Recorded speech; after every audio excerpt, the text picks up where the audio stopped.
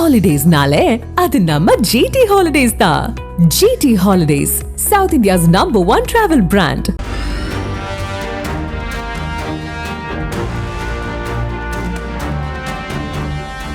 சிவகங்கை மாவட்டம் மானாமதுரையில் போலீசார் அடித்துக் கொன்றதால் கைதி ஆகாஷ் இறந்ததாக கூறி உறவினர்கள் சாலை மறியல் போராட்டத்தில் ஈடுபட்டனர்.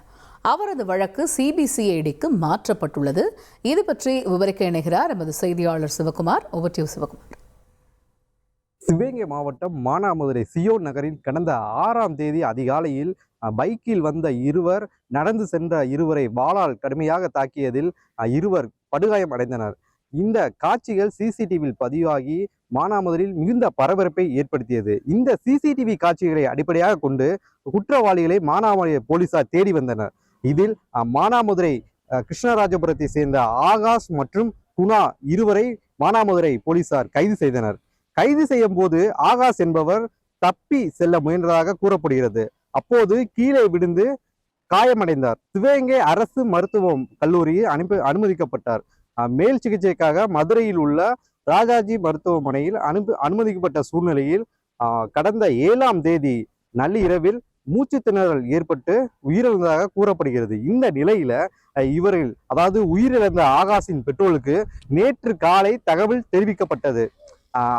அதனைத் தொடர்ந்து இவர்களின் பெற்றோர்கள் ஆகாஷின் உடலை வாங்க மறுத்து தொடர்ந்து போராட்டத்தில் ஈடுபட்டனர்.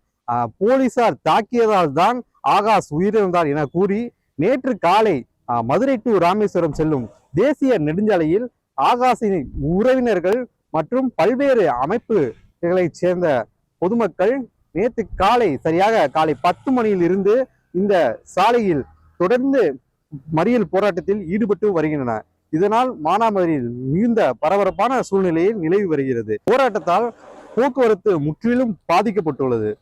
மேலும் மானாமதுரை முழுவதும் பரபரப்பான சூழ்நிலை நிலவி வருகிறது.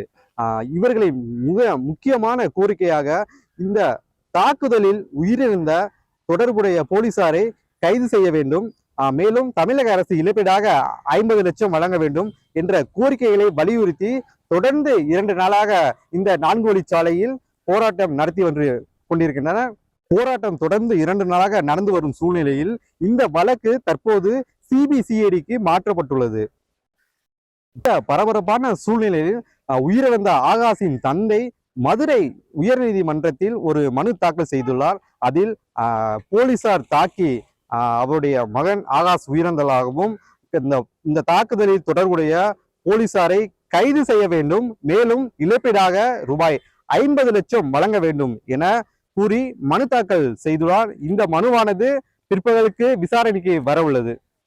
ராமேஸ்வரம் செல்லும் இந்த 4 வழிச்சாலையில் பந்தல் அமைத்து 2 நாட்களாக போராட்டக்காரர்கள் தற்போது போராட்டத்தில் தொடர்ந்து ஈடுபட்டு வரும் சூழ்நிலையில இவர்கள் மிக முக்கியமான கோரிக்கையான இந்த ஆகாஷ் மீது தாக்குதல் நடத்திய போலீசாரை கைது செய்ய வேண்டும், மேலும் தமிழக அரசு இழப்பீடாக 50 லட்சம் வழங்க வேண்டும் என்ற கோரிக்கையை வலியுறுத்தி தொடர்ந்து 2 நாட்களாக பல்வேறு அமைப்புகளைச் சேர்ந்த பொதுமக்களும் இந்த போராட்டத்தில் கலந்து கொண்டு வருகின்றனர். இதனால் மானாமதுரையில் தொடர்ந்து ஒரு பதற்றமான சூழ்நிலை நிலவி வருகிறது. விரிவான விவரங்களை வழங்கியமைக்கு நன்றி Sivakumar.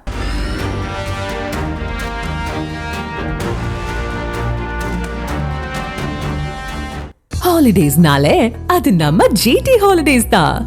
GT Holidays, South India's #1 travel brand.